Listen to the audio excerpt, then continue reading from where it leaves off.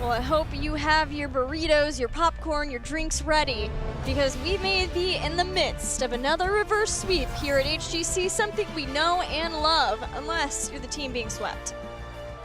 There's always the risk of, in those burritos, it could be mystery meat, and sometimes within a series, you don't know what you're going to get. Yes. So this is one of those series that it's back and forth, and when you get to game number 5, after everything that we've seen, you don't know what's there. Could be something like an insect in a new barack. Yeah, even. anything at this point.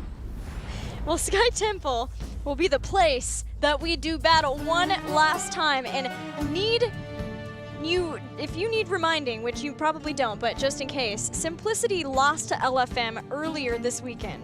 If they were to lose to No Tomorrow after being up 2 games, that would be heart-wrenching.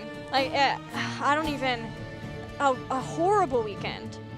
So Simplicity has got to do what No Tomorrow did after game 2. Bring it back. Reset the mentality. It's a new game. It's a best of 1. Draft-wise, a new break. Abathur hardly ever made his way through before triple ban. Did make his way through on Towers of Doom. I wonder if we'll get the ban here. Urel falls in priority. Greymane, I think, will be higher priority for potentially both teams. Okay. Do you think it's possible we get another Zeratul? It's scary enough that it might come in the second ban. Yeah, Jay Shrita looked good. He had good VPs, and his harassment was good. This used to be one of Zeratul's better battlegrounds. The way that we've seen teams kind of take control of the early game when Zeratul's still weak has made Zeratul's engagement opportunities very limited. Okay. I'd say he's still a strong enough hero, but you have to make sure that every other part of your draft doesn't have the same late game responsibilities that he does. What about Diablo? This is not one of his best. Yeah. I think a lot of these heroes are going to come down to, like Urel, you said, maybe less of a priority. It's going to come down to player preference and how that weighs versus objective strength, like the Zeratul, the Urel, and Jin's Diablo. Because as you said before we headed into the break, Game 1, Game 2, Jin's banned from Diablo. No Tomorrow loses the games. Game 3, Game 4, No Tomorrow, it's let through the draft. They take it. They're more than willing to take it. They pair it with a Phoenix, and they wreck face, especially in the last game. Almost all battlegrounds seem to be better for Diablo just simply due to the rework, which was phenomenal for Diablo. You can stack souls in many ways, less reliant on minions. The difference between Sky Temple, some of the other battlegrounds, is even less of those charged stun opportunities. So if he shows up, I wouldn't be surprised, but if he doesn't show up, well, I probably also wouldn't be surprised. I think it's very likely we see another Thrall here. We're not seeing Diablo. Taken away. You know, No Tomorrow ran a Sergeant Hammer composition on Sky Temple, and Simplicity is the Hammer team. So I wonder if either will get a chance to get a Hammer and have the zone control over temples, have a tri-lane with her. That comp didn't work for No Tomorrow. Also, it's a different drafter. Also, it doesn't really feel their particular style. But keep it in mind. Will No Tomorrow take the responsibility and ban Tracer, one of her better battlegrounds? Open area she works very well in. You can dodge skill shots a little bit easier when you have more room to work within. But that leaves up Urel.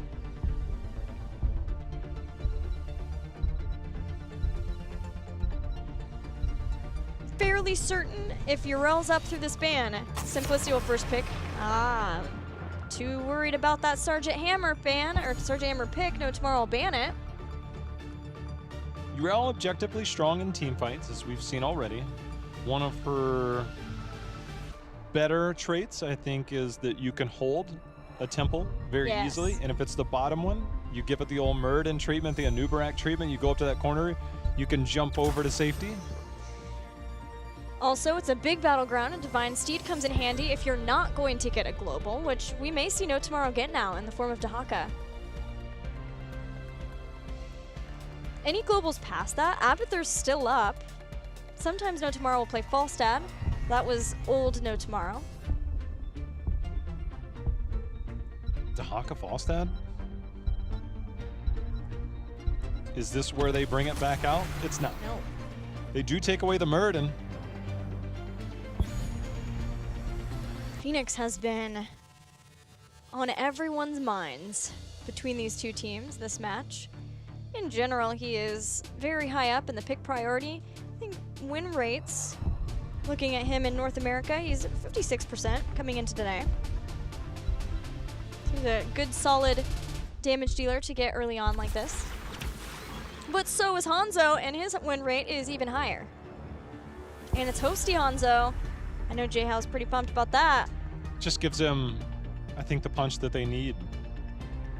The same way that you could argue this isn't Diablo's best battleground.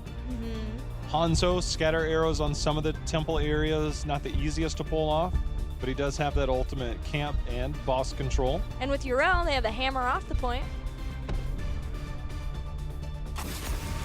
No Tomorrow takes away Johanna.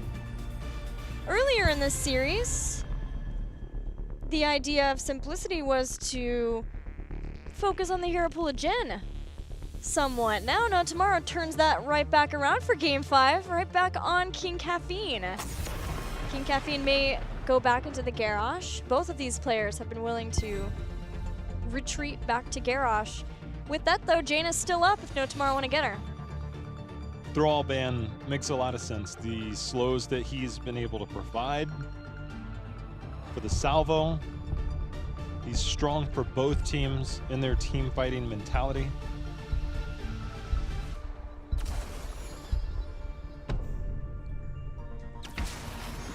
There's our global.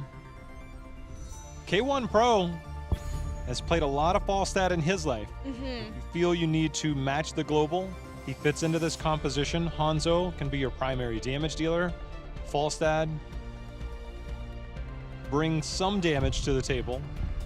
Give you the Mighty Gust control in case the hammer from Yrel's not enough.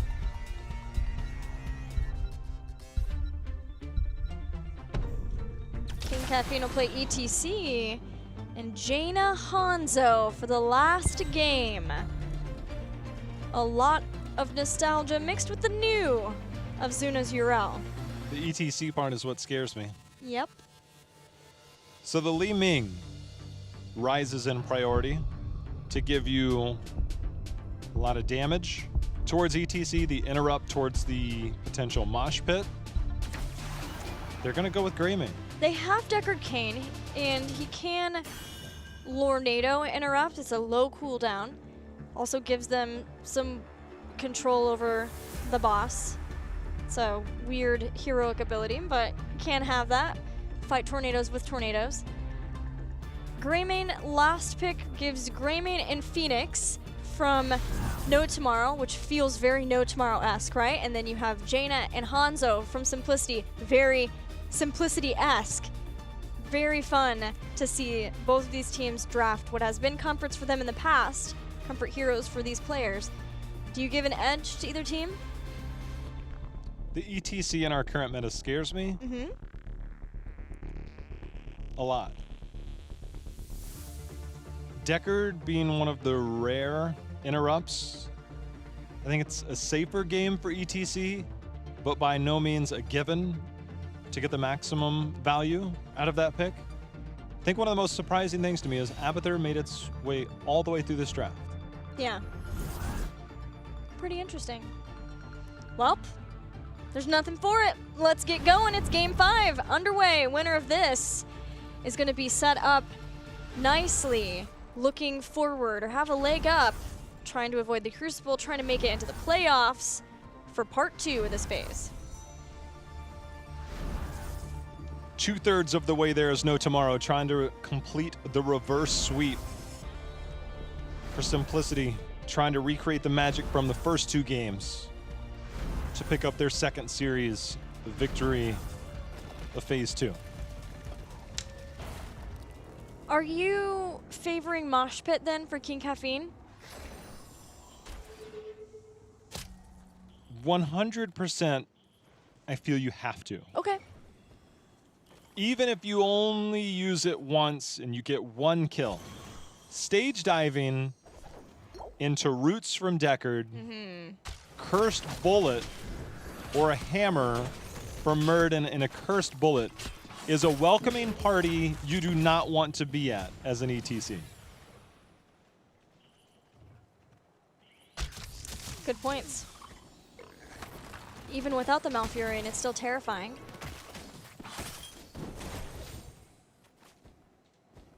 King Caffeine, though, he is an old hat at ETC. Sticking with the team.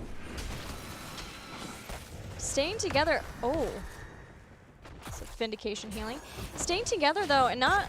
They're going to look to rotate between mid-bot, whereas No Tomorrow, having that Phoenix gives them somewhat of an advantage when looking at who can solo lane. So they're going to have Phoenix in one lane, Dahaka in another, and then use that Gray main and its very fast damage to get an earlier Bruiser camp. We'll see if they can get some structural damage done, or if they decide to hold that. They may hold it. We've seen the varied approaches. And now, with Dahaka moving towards that bottom lane, it says to me that they're picking it up early and they're going to push, and they're going to do exactly that. Making sure the global is at the bottom. If he needs to join, we'll be here. Great response from Simplicity. Knowing that this was likely with the Gray main, seeing that, had already started to rotate Tiger JK and K1 Pro up. So that K1 Pro can help clear this out as quickly as possible. They don't lose out too much on this, and then they can rotate off the back of this and get their own camp once the siege has been dealt with from No Tomorrow. Did you manage to take down 1 tower?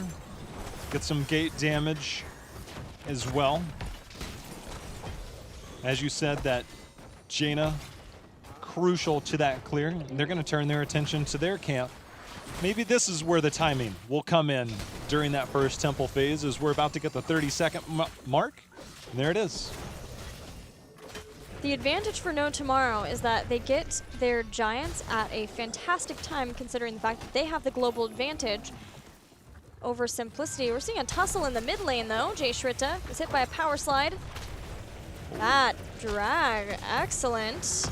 And Casanova is there for the follow-up damage. First blood for No Tomorrow. A drag. That might be enough in this early part of the game to create excellent opportunities for No Tomorrow to control the temples, to clear that camp, and minimize a lot of the damage that Simplicity might have been able to accomplish. Yeah, with Simplicity having that Bruiser camp, ideally they get up, they have it pushing this, and then behind this, the temple is firing on the structures too, and because of that, No Tomorrow slowed that roll considerably. Simplicity now has ETC back, but that timing could not have been less ideal for Simplicity to lose a kill there. The final trade out, there's a power slide into some roots. Casanova knocked back, able to warp out. Shrite and Tomster, they found Tiger JK very deep in here without level 7 for Jaina. All of her burst damage is gone. And the final temple shots will go over to No Tomorrow. No Tomorrow is starting to establish an early lead here. That mid 4 is all but dead, something that No Tomorrow might be able to work some rotations around for Simplicity and then get later on. Otherwise, as they can get down, do some bottom lane damage with that Gray main, then once they get the temple and that fort down, it would prioritize taking out the rest, and that would be a gigantic uptick in experience. So for Simplicity, keeping that middle lane pushed out is key. Also trying to make sure that they don't take too much damage down in the bottom lane or can deal some back is going to be necessary for them, as they're going to keep ETC in the top lane, lending me to think this might be a stage dive pickup for the global versus the global. The welcoming party, though, Gilly. ETC likes to party. Yeah, it's sort of like, and I've said this before, when you go to stage dive off a stage and everyone just moves and lets you fall on your face, he cannot do much versus this Dahaka Greymane, and they know it. Now Zuna comes in, this will help. But all it does is force back No Tomorrow for the moment. Simplicity are going to try to push in the bottom lane along with the Giants that they have, get some damage done here to equalize what's been done, but Jin jumps in. Here's another welcoming party, and it's still not in favor of Simplicity. No Tomorrow is running this map so well in the early game, J-How. It's the global usage that's created the advantage each step of the way. They're closer to 10. They're up 3 kills to 0. The momentum in their favor. Even the spray is going down. That's how confident they're feeling right now. It's gotta feel good. Going down 2 games, Simplicity has a leg up on you in the standings because they had that 1 series win versus Endemic. And then No Tomorrow start, they win game 3. They're not out of it yet. They win the last game, getting that win in confident fashion on Battlefield of Eternity. And now they're ahead on Sky Temple, the map that they chose to bring Simplicity to. And they have heroic abilities, and we've got a Temple phase about to begin. You called it. ETC's in the top. I don't even need to see 10 to know that this is a stage dive. Go for the throat, however, was the pickup for Greymane. No curse bullet. This is a 2v1 in the top. This is calculated. Jen gets some of the shots, and then Greymane to Haka push in with the camp top. They concede the rest of the bottom shots, and it's a positive trade out for No Tomorrow. Well, one thing No Tomorrow was doing super well was their global play prior to the changeup in drafting and showing that they could still execute this. That's going to be a long range. Dragon's Arrow hits Jay Shritta. K1 Pro's rotation came up, has the Water Elemental, keeping the slows going on him. He knows his life is forfeit unless he can get some fancy dancing going or trade on kills. Barring that, his life is forfeit, so he goes the other way, and that allows Dahaka to escape. So the calculated approach was countered there by Simplicity. I mean, it's just like they were stuck in the dark up there for a bit before they realized what was coming towards them. Mm-hmm. Well done, sir. So how far behind do we see Simplicity now? Because they brought a lot of people up. They get 1 kill. They use a couple of heroic abilities, but lower cooldown heroic abilities to get that. They got the final shots on bottom, which almost claims that fort. Have they done enough, you feel, to keep themselves in this game? They're still in the game. They always have the Hanzo X factor. You have the global for No Tomorrow. I think that is a major condition for them at all points. You can use Hanzo to kind of sneak in a boss because the race is so significant. Mm-hmm. But as long as you have the global of Dahaka, he's not required to be everywhere. And the rest of the team can just always keep an eye on things, which is why double temple phase is always so tricky. With the global makes it makes it easier. So Hanzo always changes the rules of timing. And so timing in particular, if Simplicity finds that window, they can use that to their advantage, get a boss, and start to turn things around. If they do fall further behind, I don't think they're far enough behind to where they have to risk that. But it's always a factor with Hanzo in the game. We just had a pause from No Tomorrow, wanting to make sure that everything is set up and ready for Game 5, and which we are in the middle of. What has been impressive to me from No Tomorrow is not only how well that they have executed with this global, but the Greymane too, and Jay Shritta, not only to pick up some camps, but the way that their timings work out to be able to get some structural damage. A little bit goes a long way on a map like Sky Temple. Well, to go for the throat value, he tried to trade out on kills up at the top. Stage dive, though, has been countered so hard at times from things like Cursed Bullet, Roots, Hammer coming in from Muradin. Mm-hmm. The amount of damage that's put out in such a short amount of time to ETC, and he does not have a lot of health, and the armor does not protect against Cursed Bullet. If he can find ways to get those kills, I think it's going to be great. Countering the ETC is a lot easier than finding those resets on Go for the Throat, things of that nature. So we'll see how that plays out. again, the Hanzo factor, if it comes down to it, that's where I think this game could potentially be decided. Simplicity, they've had a rough go of team fights over the last couple of games. I haven't really seen signs that they're turning it around just yet. I'm wondering if, for Simplicity, it's less about stage diving deep in the back lines of No Tomorrow and more about just using it so that he can be soaking until he needs to show up and then safely stage diving. I feel it's going to be key, especially versus not only the Deckard Cain, and yes, there's no Cursed Bullet there, but there's still things like isolation, which can be a huge problem. If you stage dive in and then you get hit by the isolation, then you can't power slide back to safety. So just stage diving in to join the party, but what has been cool is back to that Greymane. No Tomorrow keeps Greymane with the Dahaka so much because then it's, yeah, you have a global, but it's ETC trying to deal with the siege and the wave clear of Greymane and Dahaka, and that's working out to No Tomorrow's effect super well up until they lose their Greymane. Now this is where Simplicity, maybe they can fire back. Well, it was a clear approach. You use Jen on the Murd, and the same way I said that Yrel can just jump over. They had the 10 advantage. They knew they had a short window of time. They got about half of the temple, and then they jumped off. And they had the camp pushing. Everything was timed well. But there is a global heroic in the name of the Dragon Zero, which was able to connect. And then from there, we saw a very good response from Simplicity. And so they did get that kill. For No Tomorrow, that might have been avoidable. The timing is always different in all aspects, I guess, with Hanzo. Yeah. So that is enough for Simplicity. Just one kill is all it takes to get back into a game, whether it's pacing, whether it's experience, whether it's map control. Here, I think they're hitting all three. I think you could say that statement about either of the teams in this match, which has been very interesting to see. We have got the game back and loaded in. Tomster's back, which means we're ready to keep this going. This is Game 5 between No Tomorrow and Simplicity. Important Game 5 between two teams who find themselves neck and neck in the standings. Camp picked up in return here by Simplicity. Simplicity's done a good job holding in the bottom, making sure not to give up any more structure damage. The addition of Phoenix has been neat in this composition for No Tomorrow too, because not only can Greymane get some sieging done as he will rejoin Dahaka, but Phoenix can keep waves pushed aggressively too. And so on multiple fronts, on a large battleground where stage dive is the only global for Simplicity, feels like Simplicity is being pulled apart at the seams somewhat. Simplicity is hoping to turn that around, have the water elemental out. K1 Pro's taking a lot of damage.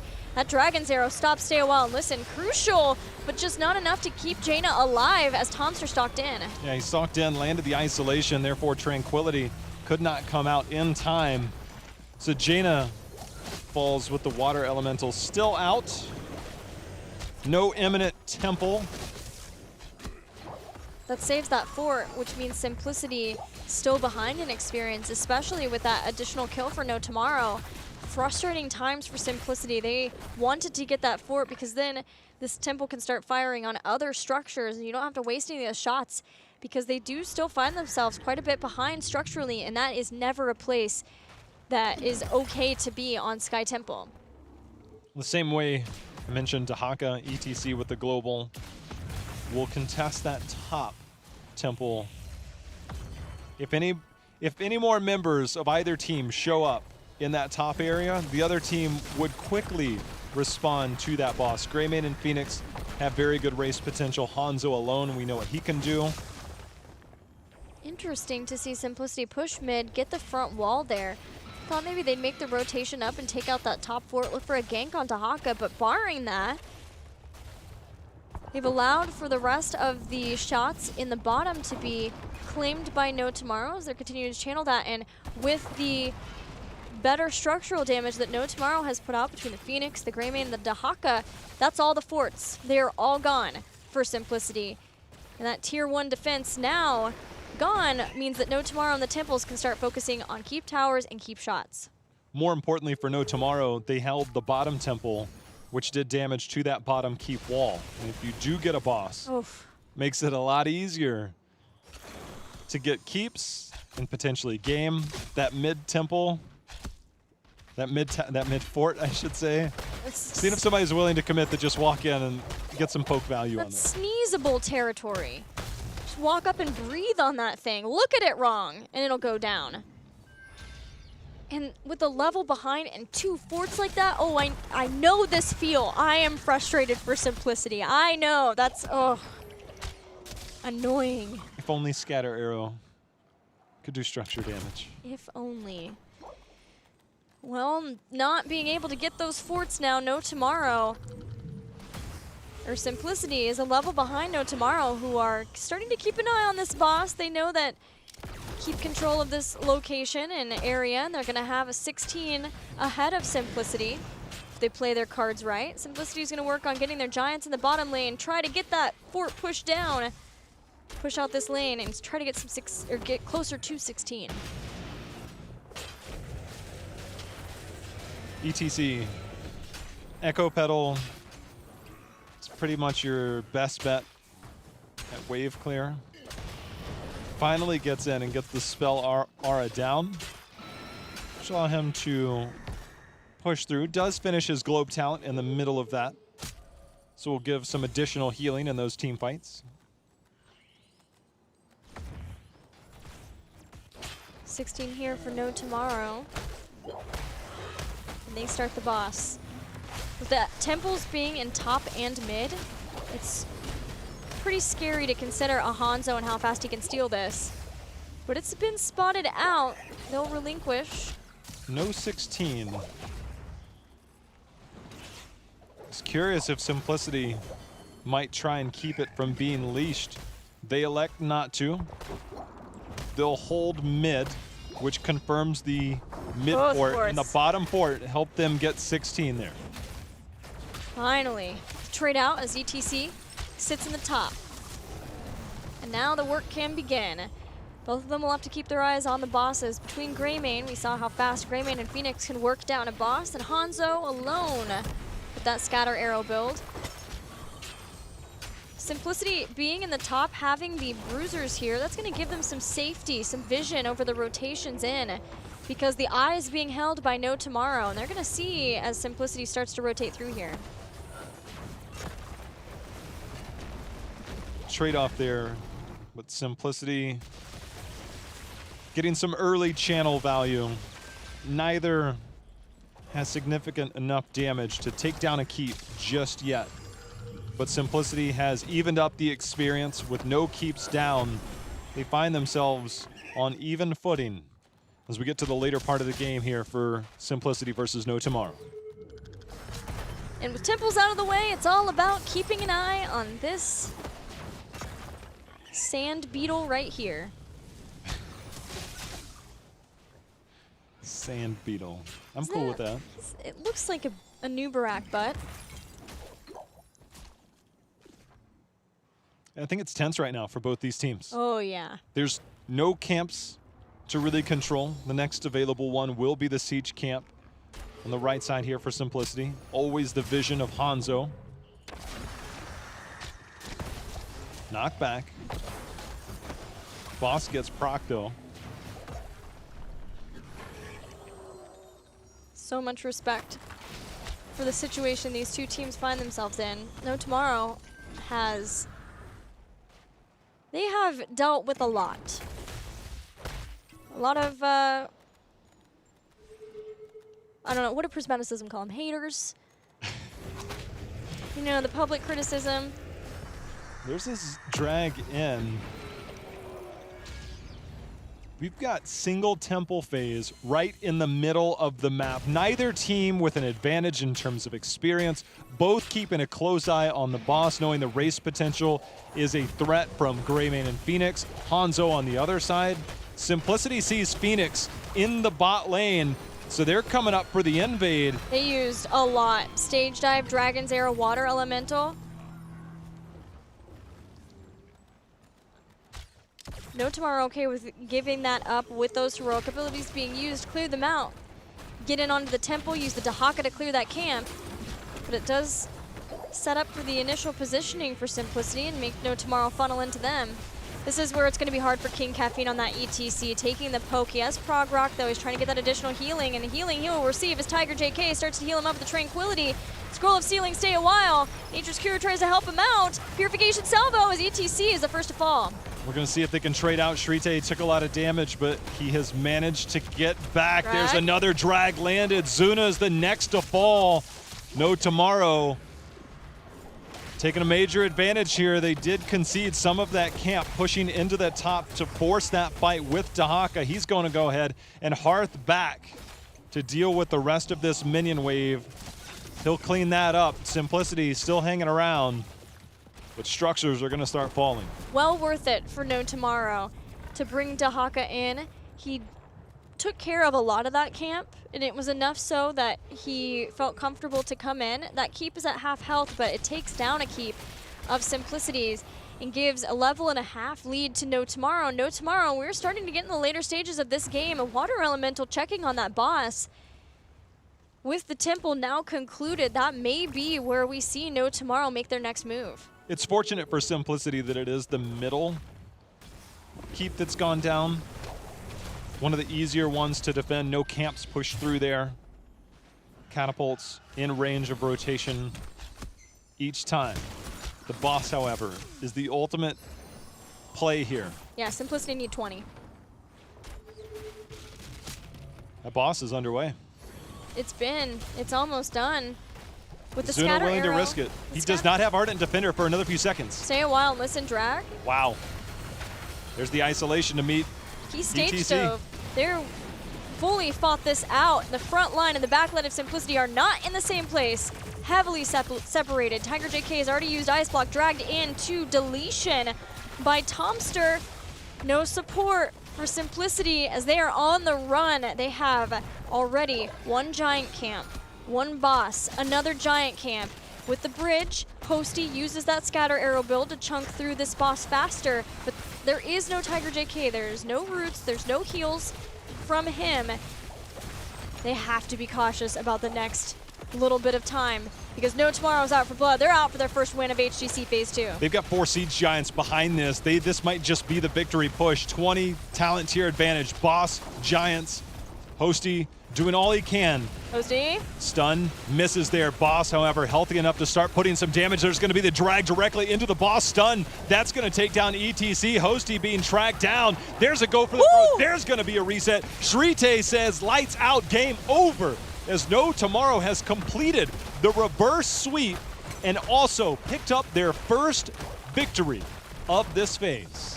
RIP headphone users, I'm sorry, but Jay Shrita just popped off, and he has been looking for a win like this for a long time, so I know he felt good about that one. That particular go for the throat.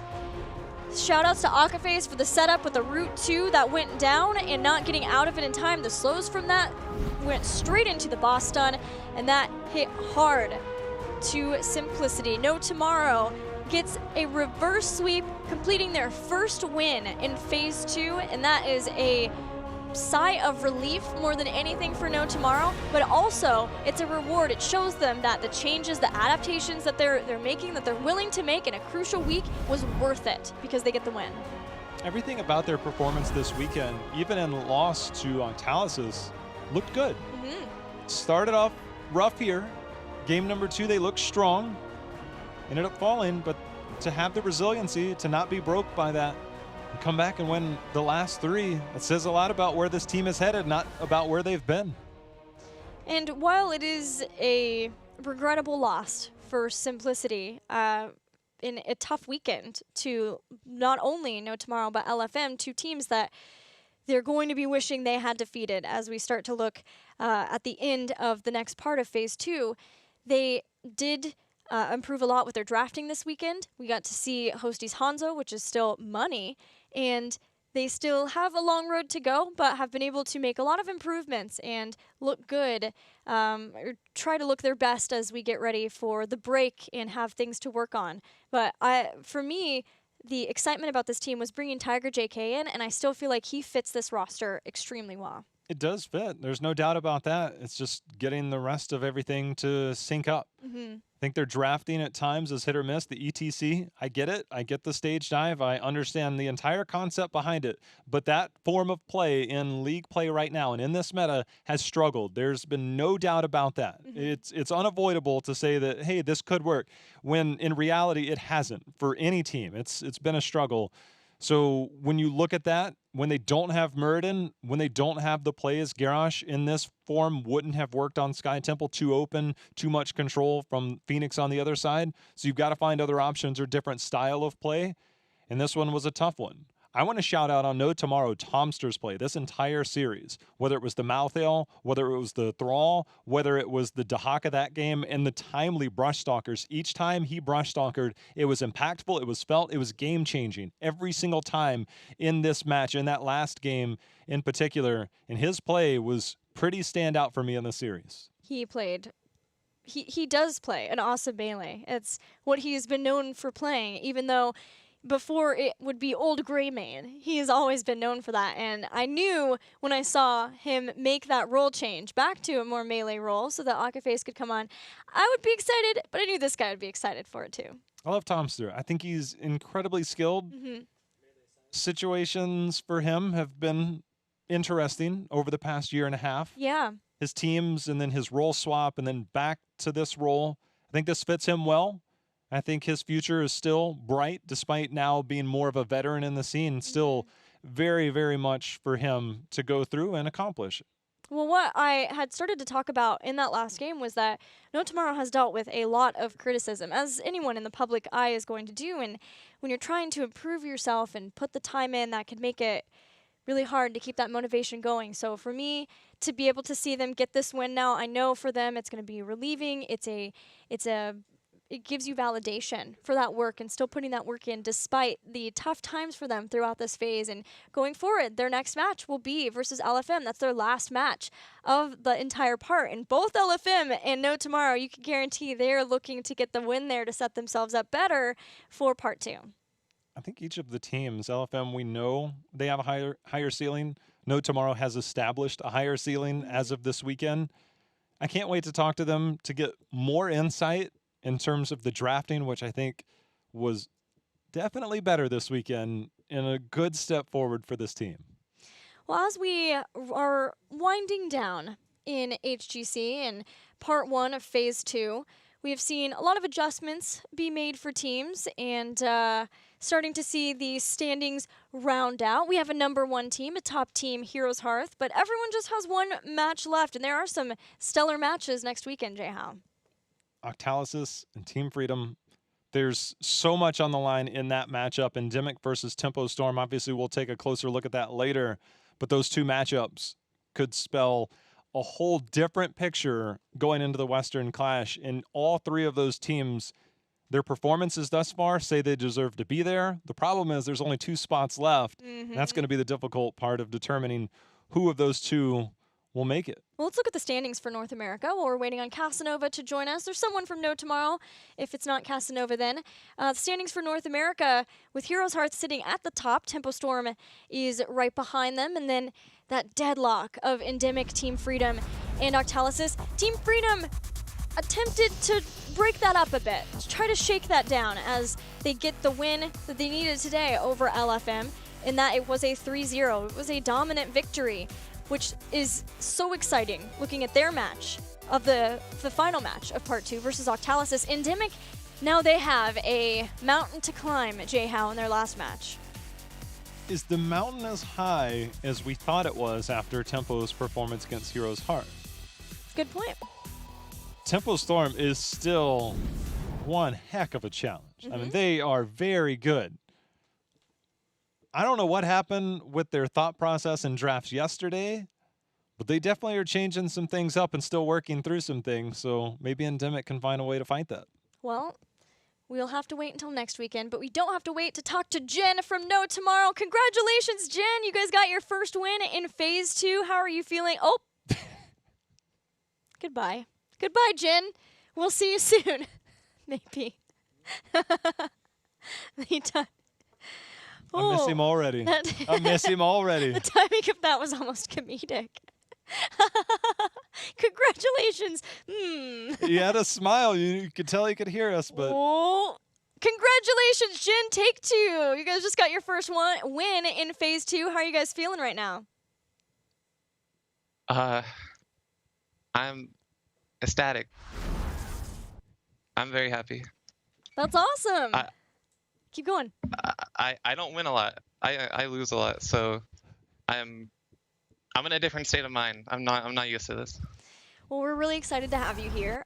We know that you guys made a lot of changes this week, and you especially coming in as the drafter put a lot more pressure on your shoulders. Tell me a little bit more about those changes and how you yourself are feeling about them and about your performance and that new role. Yeah.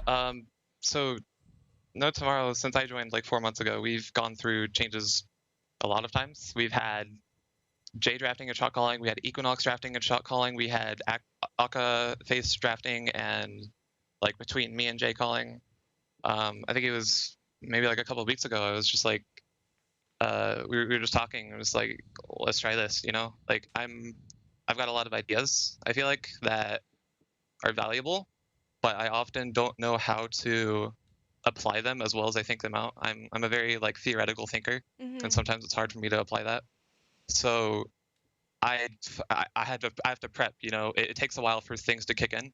So I'm up till 5 a.m., 15 hours a day, literally like the last 2 days, draft prepping. Like I'm just studying the game, studying other teams, studying my team, studying the enemy team, prepping everything I can, working as hard as a human can possibly work for this win, and to get my first win after this is just all the gratification I could ask for. Got to be very rewarding to feel that way, and especially in a reverse sweep. You know, Towers was probably my favorite draft of you guys, as it was awesome, and you guys started out so well there and then lost.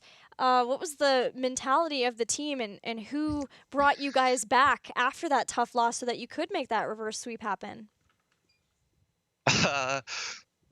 Towers was really depressing. I feel like we really should have won that game. Obviously, we were up. I think it was like 28-4 or something. Yeah. The Malthael pick really got all the value I was looking for.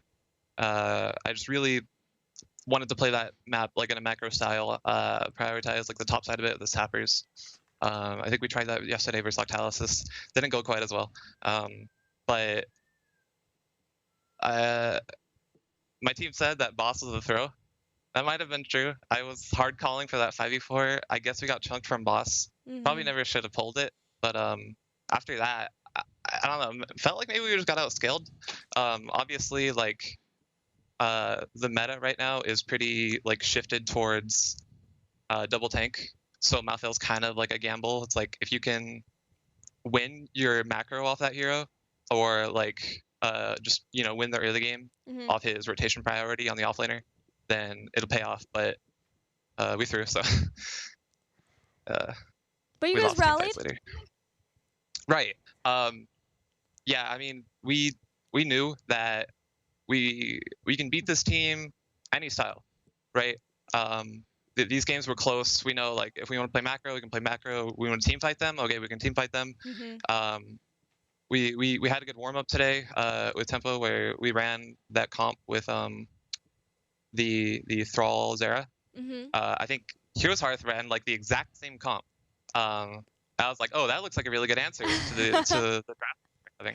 So I was like, okay, let's try this out, and just put J Street on Zera God, and just go in, and we just rip the lightning salvo, and we just like smash some team fights. Yeah, his Zeratul was surprisingly effective.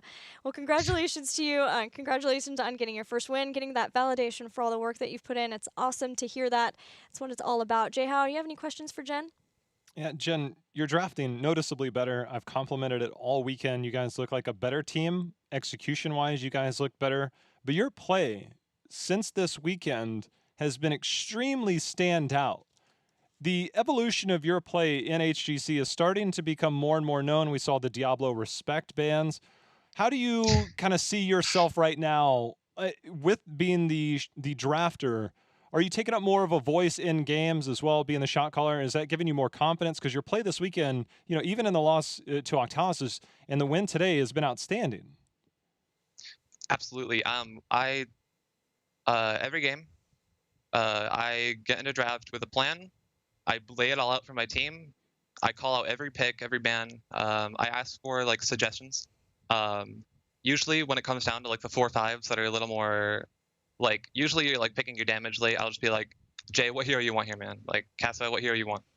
Pick your hero. Here are like probably the good options.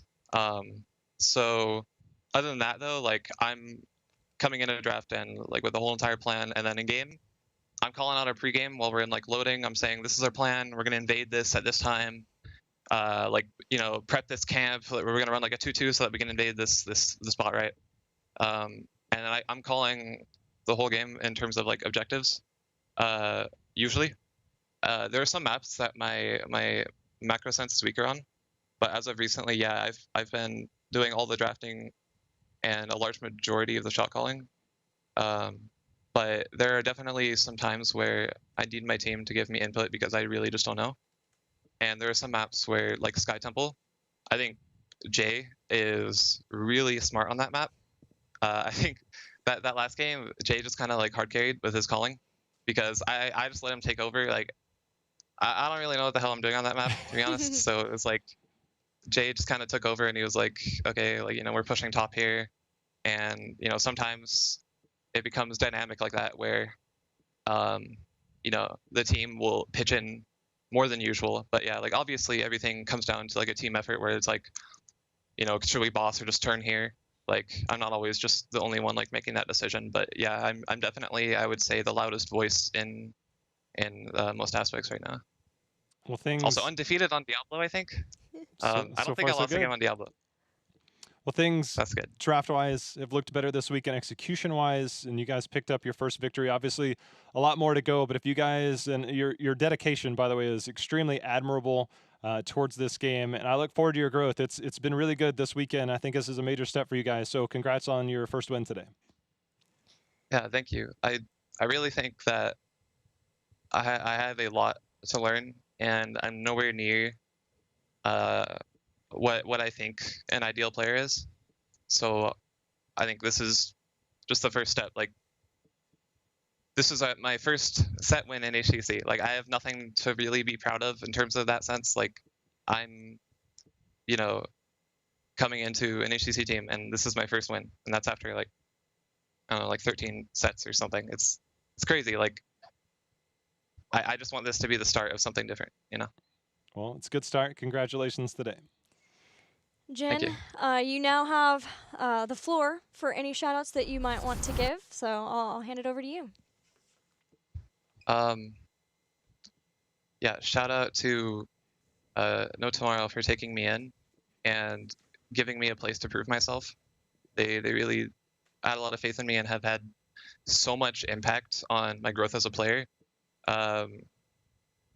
J Street, I think, has probably had the largest influence in terms of my growth, in terms of like my macro sense and game sense. Shout out to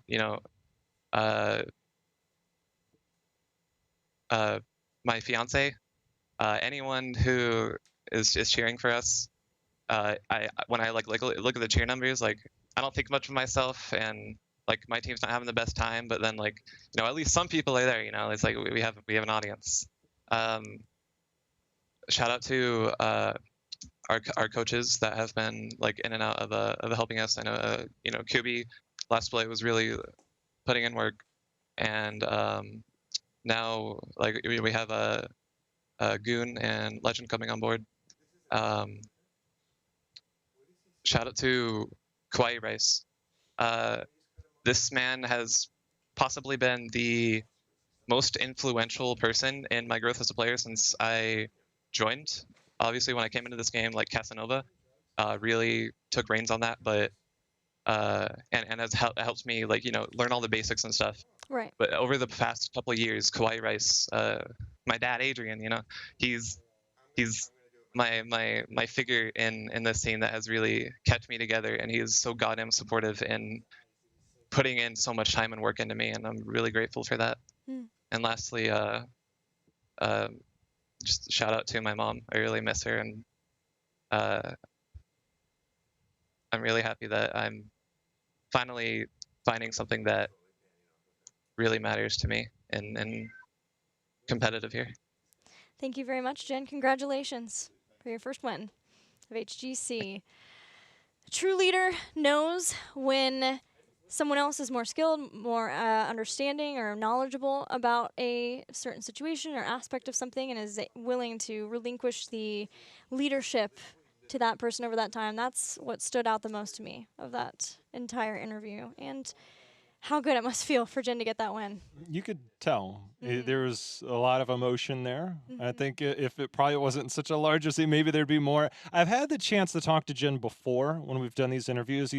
He always thinks a lot about a lot of the game, and now getting a deeper look into how he operates, the time that he puts in, how much this means to him. He mentioned the cheer factor in the cheer bar. I'd say there's going to be a few more coming his way because it's nice to see those types of stories play out. So congrats to No Tomorrow and Jen for their victory today. You guys make your positive love makes a huge difference to all of us here in HGC. So thank you for that. It's evidence of what you can do. On Friday, we've got more matches coming at you for the last weekend of part 1 of phase 2. In Europe, Monkey Menagerie will go up against Fnatic. This feels like Fnatic's last chance. They're still in it. They're still hanging in. And then Team Liquid and Method, I think they've both qualified already, but that's going to be a hell of a match anyway. What's happening in North America, Jay Howe? Well, Simplicity going up against Heroes Hearth. Simplicity seeing if they can kind of round to form, but going up against our #1 team in Heroes Hearth will be no easy task. And our nightcap on Friday night, that has so many implications before the final on Saturday. But Octalysis needs to pick up that win if they still want to try and get there. But Team Freedom is going to stand in their way. And if Octalysis takes that, then boy, Bull Shannon's got some number crunching to do. I'm going to need 2 sweaters for that match because the Nerd Chills will be a-flying. What a great match. What a couple of great matches there. There's a lot happening at Team Liquid and Method, too. Gosh, it feels great to see Team Liquid back in action, back toward the top of the standings after so long. Love seeing that name back up there. Can't wait to see Hasu. I miss that guy. He's always such a nice person when he's around. And their team it's great to see that transition. Nurok, of course, compliments to him, making his role swap and that team coming together. It's great. I can't wait to see them again at the Clash. But, man, finding out who's going to be the #2 seed coming in, though, them versus Method looking dominant right now. Well, that is all for us tonight and this weekend at the Heroes Global Championship. We'll be back next weekend. Until then, we'll see you in the Nexus.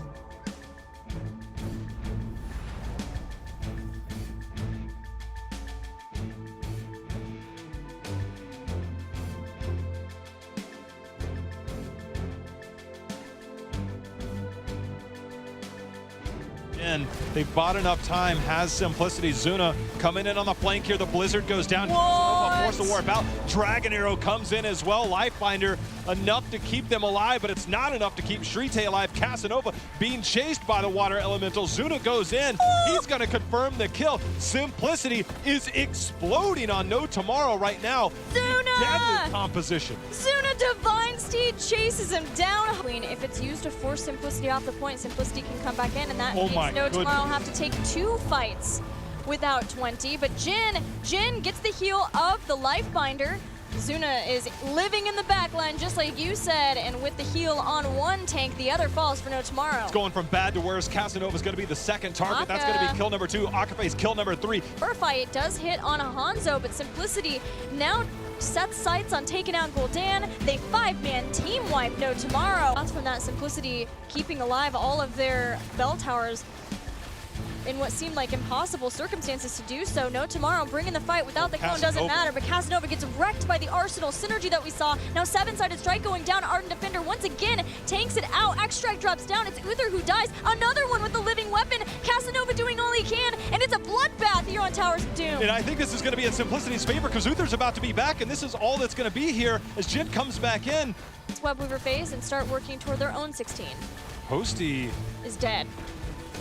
He tried to rip a kill there, but he was on an island. Dragon Arrow's going to hit onto a couple of members. Lifebinder, it's not enough to keep King Caffeine alive, and things falling apart all of a sudden for Simplicity to charge into the Entomb. That's a 3rd kill. Zuna, he's in trouble. If they want to hold this and wait and not take a fight before 20 happens, which they're willing to do, this Lightning Breath cutting into King Caffeine's health bar. This time the bunker's there. It's surviving for now, but Jin in deep, and he is the one with all the souls, all the health. Salvo out in return, but all those health bars on the side of No Tomorrow are so high. 2 members down on Simplicity. A third likely to follow as King Caffeine goes down. No Tomorrow, no turn in, no problem. Doing some damage on the right side of the screen. See if they pull him back. Oh. As Diablo has come back in. Tiger JK. He has to go cleansing if he's going to. He's wanting to heal himself I think back it up. might have been interrupted. Oh yeah, it was. It was. Clutch moment there. Simplicity, they're likely to lose more, so they're going to trade out as best they can as K1 Pro. But Shrite finds himself a Li Ming. K1 Pro. He has Prog Rock, though. He's trying to get that additional healing, and the healing he will receive as Tiger JK starts to heal him up with the Tranquility. Scroll of Sealing, stay a while. Nature's Cure tries to help him out. Purification Salvo as ETC is the first to fall. We're going to see if they can trade out. Shrite took a lot of damage, but he has managed to get back. Drag. There's another drag landed. Zuna is the next to fall. Doing all he can. Hosty. Stun misses there. Boss, however, healthy enough to start putting some damage. There's going to be the drag directly into the boss. Stun. That's going to take down ETC. Hosty being tracked down. There's a go for the Woo! There's going to be a reset. Shrite says lights out, game over. As No Tomorrow has completed the reverse sweep and also